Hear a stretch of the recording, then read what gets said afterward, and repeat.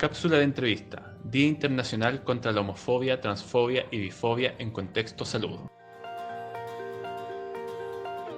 Hola, mi nombre es Carolina Vargas, soy psicóloga de la Unidad de Género y Unidad de Salud Mental de la Seremia de Salud de la Región Metropolitana. Estoy aquí junto a José Luis San Martín, él es trabajador social y colega de labores en la Unidad de Salud Mental. Juntos participamos en la Mesa Regional Intersectorial de Género y Salud y hoy estamos muy contentos de darle la bienvenida a Leonel Catoni, que es psicólogo comunitario, coordinador del área de salud de OTD y activista trans, y también darle la bienvenida a Marcelo, que él es médico del área infanto-juvenil y de urgencias e integrante de Disidencias en Red. Bienvenidos. Hola, Hola, ¿cómo están? Bueno, para partir, ¿no es cierto?, en contexto con respecto a la temática que nos une en esta cápsula, queríamos preguntarles primero cuál es el origen de este hito, ¿no es cierto?, que nosotros estamos aludiendo ahora. Es decir, ¿cuál es, en este caso, por qué se instaura el 17 de mayo como el Día Internacional contra la Homofobia, Transfobia y Bifobia? ¿Quién quiere partir? Cualquiera. Marcelo, ¿quieres partir tú? Sí, ya. Bueno, el 17 de mayo se conmemora este día porque en 1990 la OMS decide hacer esta jugada, básicamente, de suprimir como condición de enfermedad mental lo que en ese entonces se llamaban comportamientos homosexuales. ¿Ya? A raíz de ahí nace como esa fecha del Día Internacional contra la Homo, Trans y Bifobia. Ahora, sin embargo, claro, parece como un triunfo, pero también creo que es una fecha en que se tiene que sí o sí hacer una revisión de lo que pasó antes de ese hito y lo que viene después y lo que nos falta por construir. Y en ese sentido, como ir más hacia atrás del 1990 y dar a entender que siempre los cambios como de la academia o de las instituciones van motivados por cambios sociales, cambios de las comunidades. ¿Ya? Y eso se remonta ya a la década del 60 o del 70 con las primeras protestas, en el fondo, de reivindicación del movimiento LGBT, sobre todas las opresiones, principalmente las policiales en ese entonces.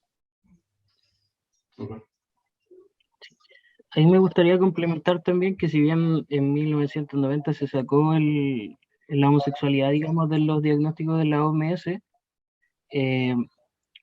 digamos, hasta 2 años atrás todavía estaba en la OMS y todavía lamentablemente está en el DSM, que son manuales diagnósticos, el tema trans como una patología, principalmente como una patología psiquiátrica. De hecho, los manuales tendieron a sacar la homosexualidad e incorporar las identidades trans como una patología psiquiátrica. Entonces ahí también hay toda una lucha detrás que todavía está en proceso respecto a esa letra específica de LGTB. Genial. Rescatar, disculpa Marcelo, esta parte como de la historia que ustedes mencionan, ¿cómo creen que ha ido evolucionando desde el 90 cuando surge este hito hasta la actualidad? ¿Cómo lo ven? Mira, la verdad es que yo lo veo un poco lento, ¿ya? Igual entendiendo un contexto que existe un proceso como despatologizante, pero también antes hubo un proceso patologizante y eso viene desde hace más de un siglo, entonces igual eso deja su marca. ¿Ya? Ahora, el proceso, como dije, se ha dado lento, se ha dado paso a paso, igual entender que la salud como entidad siempre es opresión y en la medida que va despatologizando también va patologizando, como lo mencionaba Leonel. Sacamos entonces la homosexualidad, pero dejamos entonces la transexualidad hasta hace pocos años. Creo que es algo que hay que visibilizar, el logro que se hizo en esa fecha, como en este avance en materias de derechos, pero todavía entender que hay una violencia institucional y social, que si lo sumamos obviamente a los crímenes de odio que hoy en día existen, claramente nota señales de que estamos en un sistema que rechaza la diversidad. Entonces, queda mucho por hacer, de todas formas. Sí, coincido con Marcelo porque la verdad es que hay un gran trabajo por delante y hay todavía muchas violencias en la actualidad contra la población LGTBI. Hay que pensar, digamos, que antes de que existiera eso, y lamentablemente hasta actualmente todavía existen terapias de conversión. Ya, yo me acuerdo hace como unos 3 años que todavía en Chile habían, digamos, terapias de conversión en en algunos centros específicos. Y eso es, digamos, una violencia estructural que deja su marca y yo creo que hasta el día de hoy deja su marca en la comunidad trans, por ejemplo, que muchas veces cuando una persona trans pide una atención de salud, directamente da lo mismo la necesidad que tenga, se deriva o a VIH o a salud mental. Entonces no se ve cuál es la demanda, si es que la persona necesitaba, no sé, una vacuna, estaba en contexto de pandemia, si es que necesitaba, digamos, una terapia de reemplazo hormonal, que es algo mucho más específico de la comunidad, sino que simplemente se pasa todavía por ese, digamos, tutelaje de la salud mental en cuanto a lo trans. Y eso hasta el día de hoy, digamos, es algo que se lucha incluso en los manuales internacionales con referencia en la materia, todavía está eh, plasmado de alguna manera, y incluso en la política pública de Chile todavía no ha avanzado hacia, digamos, las prestaciones específicas, hacia la cobertura, hacia el financiamiento.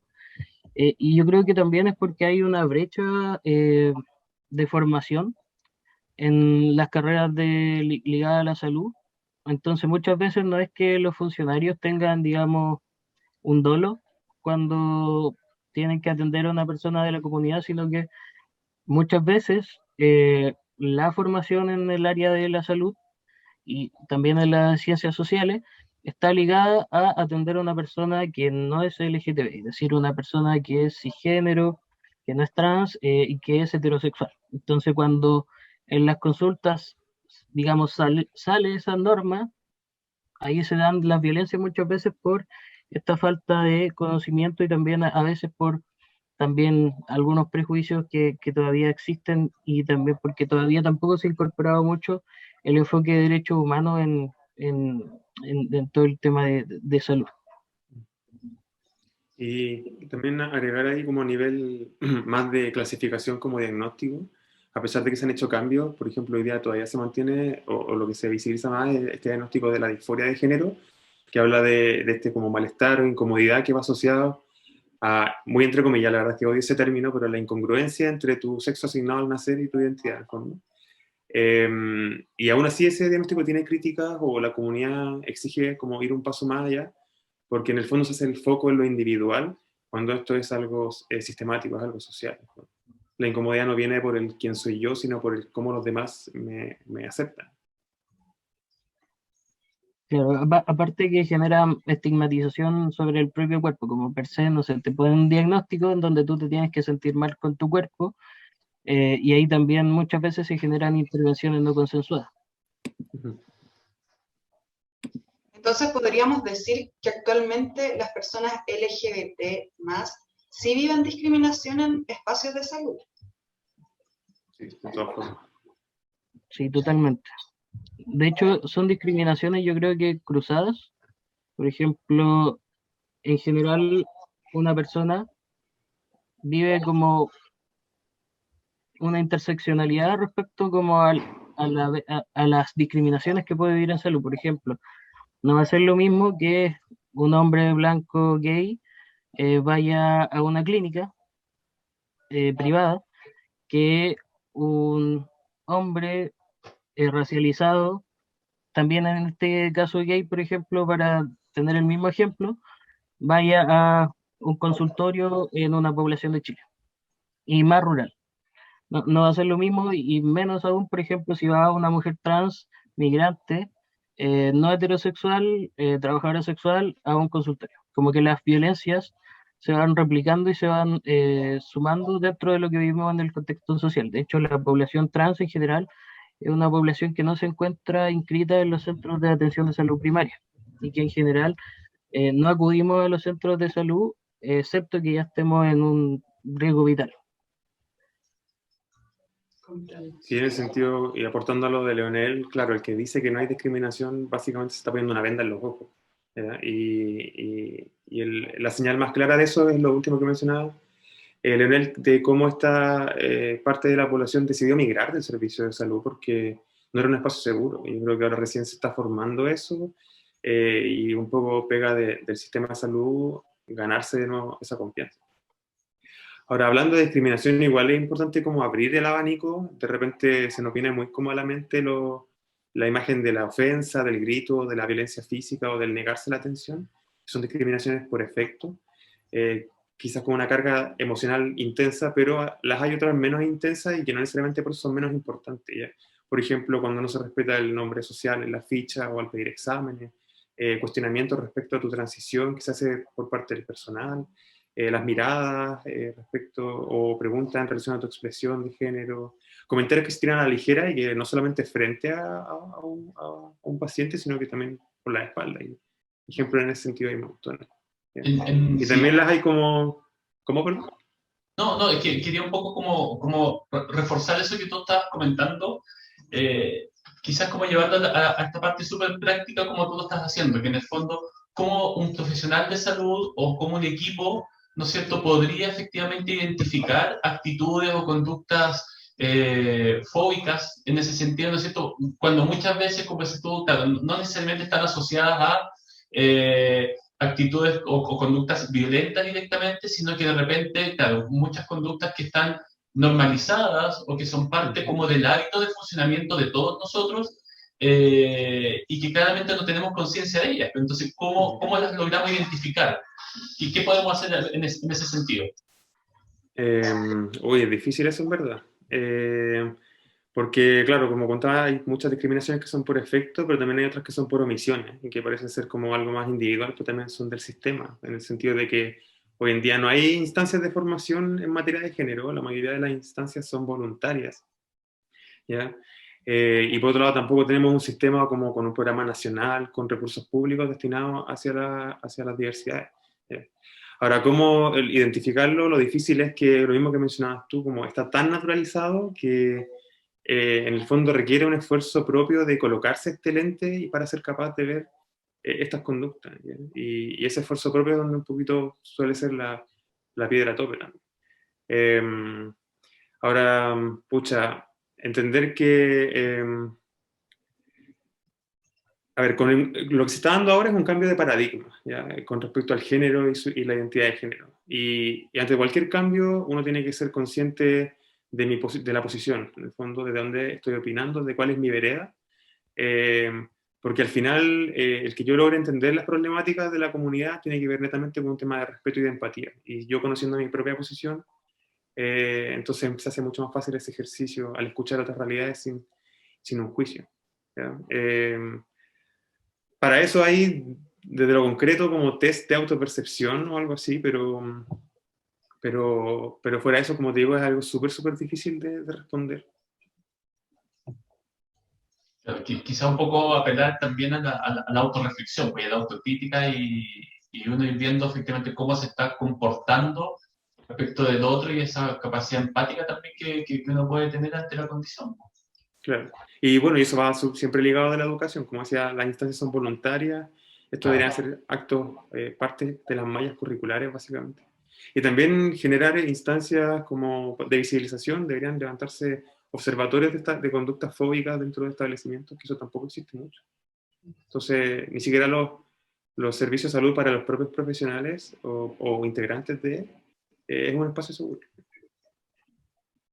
Yo creo que también tiene que ver como quién me imagino que va, no sé, al mesón cuando me pregunta o quién me imagino que está en el box cuando me consulta. Eso es como muy revelador de a lo mejor cuál es la mirada que uno puede tener de la otra persona. Si yo me imagino que viene un hombre a mi consulta, me imagino que es una persona, digamos, blanca, que es una persona racializada, me imagino que es una persona que tiene recursos, que no tiene recursos, me imagino que es una persona que es heterosexual, o me imaginé que es una persona que no era heterosexual. Me imaginé que es una persona, un hombre o una mujer cisgénero, o me imaginé que era una persona trans. Yo creo que cuando uno hace ese como ejercicio de imaginarse a mi paciente o a mi paciente en el género que sea, se puede dar cuenta de alguna forma el sistema que está operando ahí. Cuando yo veo que lo que me tiene que operar es como la excepción y no que yo estoy en general como abierto de que mi paciente puede ser muy diverso y puede tener necesidades súper amplias. Y quería también como recalcar lo que mencionaste al principio sobre que de repente, claro, se enfoca mucho como en el personal de salud, que es importante, obvio, pero entender que como institucionalidad también hay cargos administrativos, hay cargos de seguridad que muchas veces son la primera puerta de entrada de atención a un paciente y marca la diferencia. O sea, se dan a veces dinámicas exclusivas sin siquiera haber llegado al box de atención. Y que son cargos que igual están aún más lejos de tener como exigencia el poder como formarse en materia de género. Concuerdo ahí con Marcelo, de hecho hay varios casos lamentablemente dentro del año pasado donde se vivieron agresiones físicas hacia personas trans por guardias de seguridad. Entonces, bien complejo. De hecho, es tan complejo que, por ejemplo, hay personas trans que han muerto en salas de espera porque de repente el personal no tiene capacitación sobre en qué sala dejar a una persona trans o cómo llamarla y prefieren atenderla. O no sabe cómo operar, por ejemplo, en casos de violencia de género como trata de personas, que también es algo que ocurre. O también, ¿qué pienso cuando pienso en una perspectiva de género? Podría ser otra pregunta interesante como para abrir, digamos, el abanico de esta problematización. Pienso solamente en la violencia hacia la mujer, pensando como en una mujer heterosexual, porque aquí también hay otra violencia. En este caso yo no lo encarno propiamente tal, pero también hay mucha violencia a mujeres lesbianas y a mujeres bisexuales. Por ejemplo, los chequeos con matronas, con ginecólogos. En general se tiende a pensar que uno vive en esta normativa y todo lo que salga de esa normativa se tiende a castigar un poco. Qué interesante entonces que las personas que estén escuchando esta entrevista, que la estén viendo, se empiecen a hacer estas preguntas sobre qué es lo que pienso cuando me imagino a mi paciente, como dices tú, Leonel, qué es lo que pienso cuando me dicen enfoque de género, ¿cierto? Muy interesante que se empiece a instalar esta discusión y como decíamos, no solamente con los profesionales de salud. Ahora, pasando un poquito a otro punto, hemos escuchado, averiguando, cuando estábamos estudiando para esta entrevista también, de las acciones afirmativas o enfoque afirmativo en contexto de salud. ¿Qué significa esto? ¿A qué refiere? ¿Realmente te gustaría partir? Sí. Primero son dos cosas que van de la mano, pero son cosas distintas. Por ejemplo, con lo que refiere a una acción afirmativa, es una acción que puede hacer uno que es para aminorar una barrera, ya por ejemplo, una brecha de acceso. Es como la antes mal llamada la discriminación positiva, que al final toda discriminación per se es negativa. Pero ¿qué es lo que hago yo como una acción afirmativa? Por ejemplo, acciones afirmativas son todas las adaptaciones que ha hecho el sistema de salud chileno para, por ejemplo, incorporar a la población de los pueblos originarios o a la población migrante, como poner, digamos, ciertos centros que son más amigables con los pueblos originarios o poner, digamos, algunos carteles en creol en algunos centros. Claro, esas son acciones afirmativas porque yo estoy viendo, digamos, que hay una población que tiene brechas de acceso a la salud y por lo tanto yo para eliminar estas brechas de acceso voy a hacer una acción afirmativa para dejar, digamos, equiparada la cancha, por así decirlo. Entonces eso es como una acción afirmativa. Una acción afirmativa, por ejemplo, dentro de lo trans podría ser preguntar el pronombre y el nombre social a una persona cuando se va a atender para así, digamos, hacer correr la circular 21 que regula eso.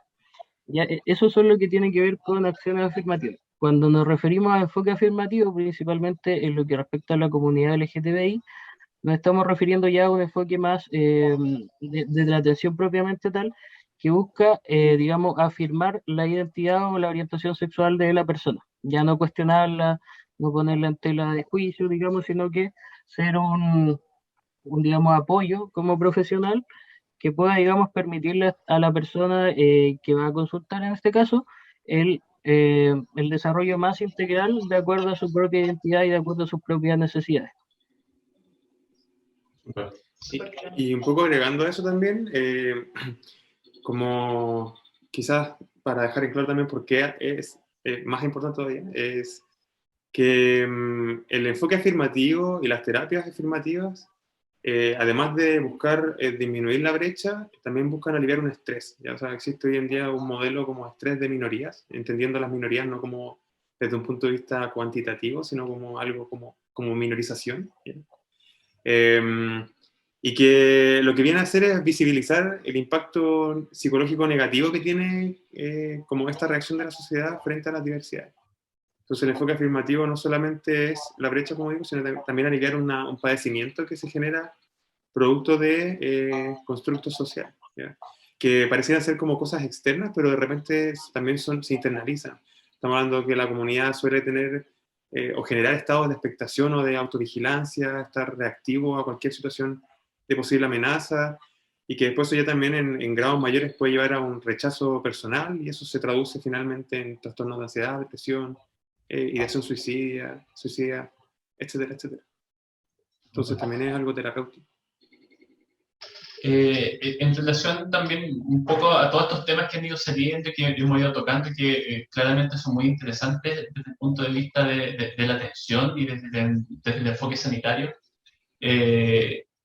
¿dónde recomendarían ustedes, por ejemplo, buscar información para los equipos, como para profundizar en algunos de estos conceptos, quizás una página web, algún manual, algún documento en particular?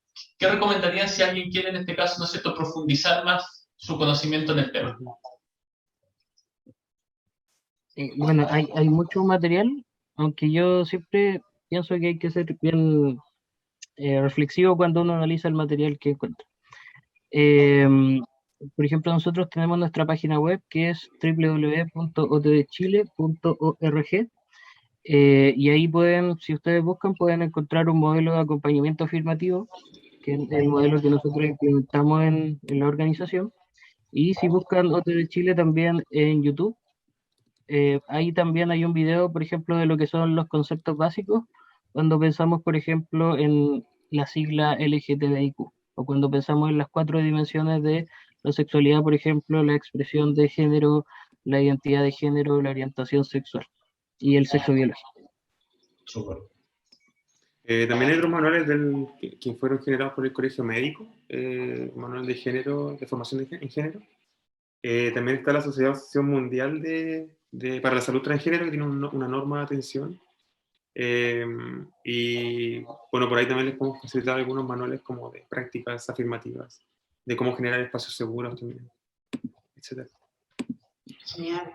Entonces, toda esta información que ustedes nos vayan a compartir, nosotros también lo vamos a dejar ahí accesible para que las personas que lo estén viendo puedan revisar en más detalle y tengan mayor conocimiento sobre la importancia de visibilizar la discriminación, la patologización, todos de estos términos que estuvimos conversando, a propósito del Día Internacional contra la Homofobia, Transfobia y Bifobia.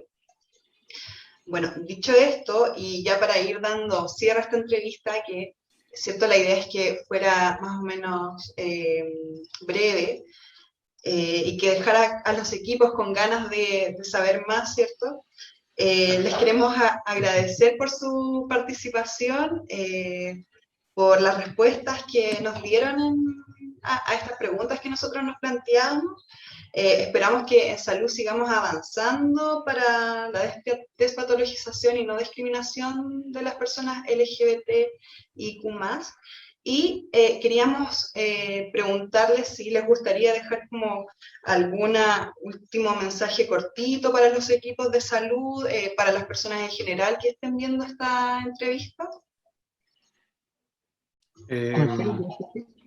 ¿Cómo? Que si puedes partir tú, por favor. Sí. Bueno, primero, obviamente agradecer la invitación ahora a la entrevista y como mensaje, pucha, la verdad es que hacer mucho hincapié en que esto es una cosa que requiere un esfuerzo propio, Obviamente hay falencias estructurales, pero un poco tiene que empezar a ver qué es lo que puede controlar uno. Partiendo por concientizar el problema, dejar de ponerse la venda en los ojos y entender que por mucho tiempo dejamos a parte de la población de lado y que ahora no solo toca asumir, sino que empezar a hacer conductas reparativas, ¿ya? Y tampoco interiorizarse en el problema. En el fondo ya hoy día no basta con no ser homo, trans o bifóbico, sino que hay que ser anti-transfobia o homofobia o bifobia. Gracias, Marcelo. Yo quería mencionar un breve punto que no lo pude mencionar antes, que es que la carencia de políticas públicas.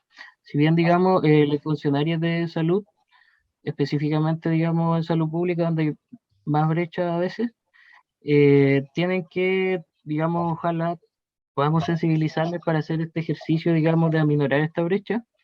También es necesario saber que muchas de estas brechas están dadas por una carencia en políticas públicas, ¿ya? Y en este caso, por ejemplo, en Chile todavía no hay una política pública que incorpore las modificaciones corporales que muchas veces requiere la población trans. Ya no hay un programa, por así decirlo, que cubra estas necesidades, que financie estas necesidades, que tenga, digamos, estos profesionales contratados. Y por lo tanto, después de mucho tiempo, digamos, tratando desde muchos gremios profesionales y desde muchas organizaciones de la sociedad civil, específicamente en lo trans, formamos un bloque que se llama para la Salud Trans, Bloque por la Salud Trans, bloque, bloque trans bloque Salud Trans para Chile, perdón. Perfecto. Eh, y el objetivo de ese bloque es que se cree un programa nacional de salud trans. ¿Ya? Así que ahí les animo, digamos, si les interesa más la temática en específico de lo trans, a apoyar la campaña del bloque de salud. Está Salud Trans para Chile en Twitter y en Instagram, porque la idea también es que haya un respaldo también institucional para seguir avanzando en la materia. Perfecto. Marcelo, también si nos dejan las redes de disidencias en red. Tengo entendido que tienen página web también. Eso lo vamos a ir. Dale. Sí, en Instagram lo pueden encontrar como Disidencias en Red. Y tiene una página de disidenciasenred.cl. Ahí también pueden buscar información. Siempre se está levantando tareas o actividades de visibilización, que es por donde hay que partir un poco para plantear las problemáticas. Genial. Súper. Bueno. Sí, nada, les damos las gracias. Que estén muy bien, muchas gracias. No, ustedes, muchas gracias. Muchas gracias a todas las personas que están viendo este videito también.